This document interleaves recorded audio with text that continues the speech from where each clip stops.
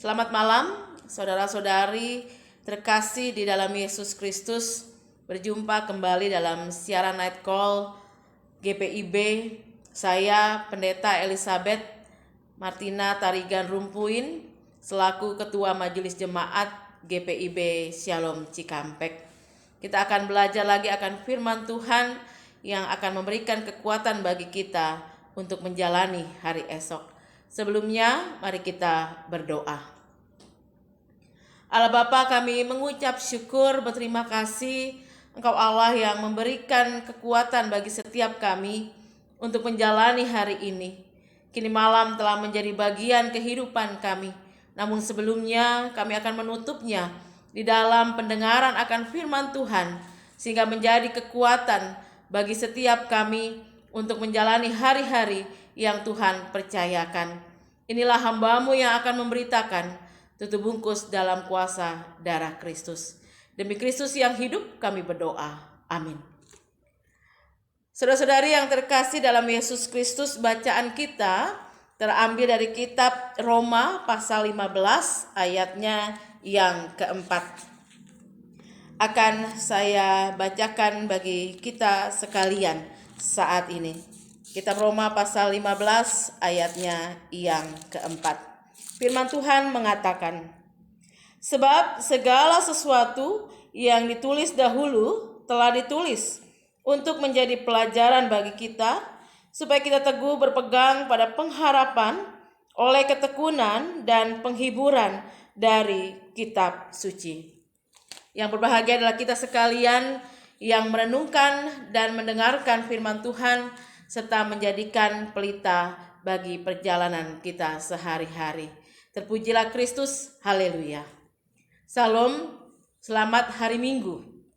Saudara-saudari yang terkasih, tentunya tadi pagi kita sudah sama-sama ada dalam peribadahan hari Minggu. Firman Tuhan juga terambil dari kitab Roma pasal 15 ayat pertama sampai ayatnya yang ketiga. Ketika kita sudah belajar dan merenungkan firman Tuhan tadi pagi, maka saya secara pribadi merasakan bahwa betapa beratnya yang harus dilakukan oleh jemaat Roma ketika mereka berhadapan dengan sesama mereka, ketika mereka harus mengekang keinginan pribadi, kepentingan diri sendiri dalam kehidupan bersama. Apalagi ketika ada di sana pihak yang disebut pihak yang kuat, tetapi harus mengalah terhadap pihak yang lemah. Paulus menggunakan kata harus menyokong pihak yang lemah sehingga tetap hidup di dalam iman percaya mereka. Tidak mudah jemaat Tuhan yang terkasih untuk hidup seturut dengan firman Tuhan. Tetapi kiranya kita sama-sama menyadari bahwa firman Tuhan ini menjadi panduan dalam perjalanan kita mengarungi kehidupan di dunia ini. Kalau kita mau menggambarkan ketika kita akan menuju suatu tempat yang baru, apa yang menjadi pegangan kita? Kalau zaman sekarang banyak yang menggunakan panduan dari media Google. Ketika mereka mencari tempat, tinggal mengklik dan menemukan tempat itu, jalan-jalan yang harus dilalui. Tapi ternyata memang tidak semudah itu juga. Kita tetap harus bertanya kepada pihak-pihak yang kita jumpai. Ada perkataan malu bertanya, sesat di jalan. Begitulah yang menjadi bagian dalam perjalanan kehidupan kita. Kita menuju suatu tempat. Kita semua sedang ada dalam perziarahan. Perjalanan kehidupan kita menuju suatu tempat yang pasti, yaitu keselamatan. Lalu apa yang menjadi panduan kita? Firman Tuhan. Firman Tuhan yang juga bersumber dari perjalanan kehidupan orang lain. Apa yang kita baca pada malam hari ini, firman Tuhan yang bersumber dari situasi dan kondisi jemaat yang ada di Roma. Diminta untuk memahami pribadi orang lain, menghargai apa yang menjadi kelemahan orang lain. Dan Paulus mengatakan bahwa jauh sebelumnya semuanya itu sudah tertulis di dalam firman Tuhan. Sehingga kalau kita harus bergumul dalam kehidupan ini, kalau kita harus menghadapi begitu banyak tantangan dalam menjalani kehidupan ini, percayalah, firman Tuhan ini menjadi pengharapan dan penghiburan. Ketika kita harus memberikan ketaatan atas firman Tuhan, tidak memberikan keuntungan bagi diri sendiri. Mungkin kita bertanya, mengapa saya harus mengalah? Mengapa saya harus mengekang apa yang menjadi kepentingan diri saya sendiri? Toh apa yang saya lakukan tidak merugikan orang lain. Saya melakukan untuk diri saya sendiri. Apapun akibat dari perbuatan saya yang menanggungnya. Tapi ternyata tidak. Dalam kebersamaan hidup dengan orang lain, dengan sesama kita, ternyata kita harus berkorban. Paulus mengatakan itu, bahwa firman Tuhan itu sudah tertulis berbicara tentang kasih yang membutuhkan pengorbanan. Jauh sebelumnya, ketika Yesus Kristus yang meneladani dalam kehidupan kita beriman. Yesus yang harus mengorbankan dirinya ketika ia disalib karena tidak melakukan dosa kejahatan, tetapi ia menanggung dosa manusia. Ia melakukannya atas dasar kasih. Dia tidak mengutamakan kepentingan dirinya sendiri, tapi mengutamakan apa yang menjadi kehendak Allah.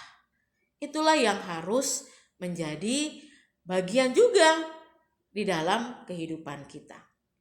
Jemaat Tuhan yang terkasih dalam Yesus Kristus, sekali lagi firman Tuhan yang kita miliki bersama-sama tentunya tidak sulit untuk dimengerti.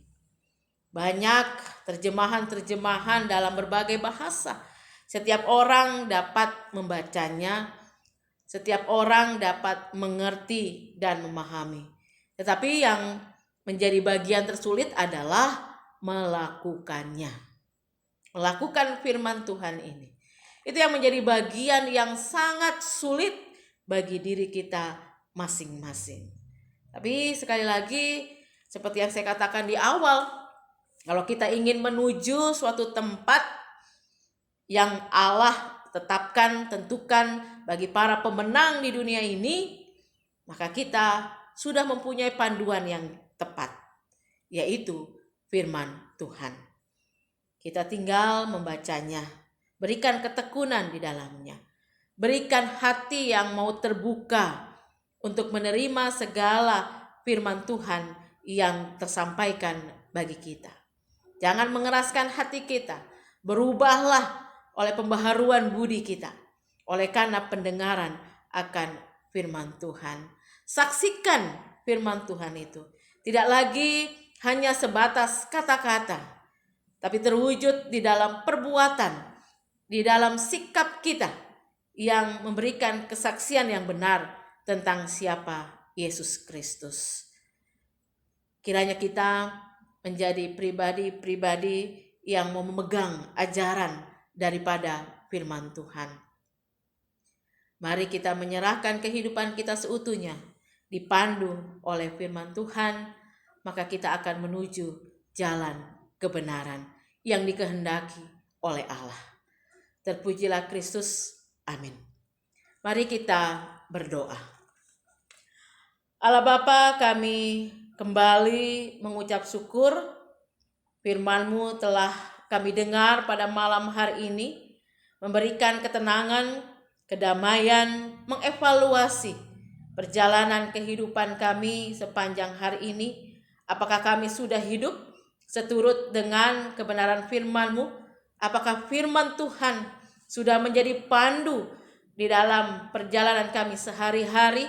Apakah kami sudah memberikan kesaksian yang benar tentang siapa Kristus yang termuat di dalam kebenaran firman Tuhan?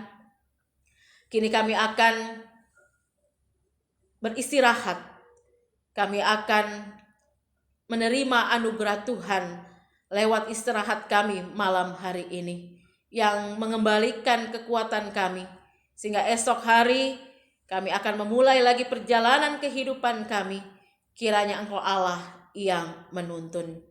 Ampunilah segala dosa dan kesalahan kami, demi Kristus yang hidup kami berdoa. Amin. Shalom, selamat malam, Tuhan Yesus memberkati.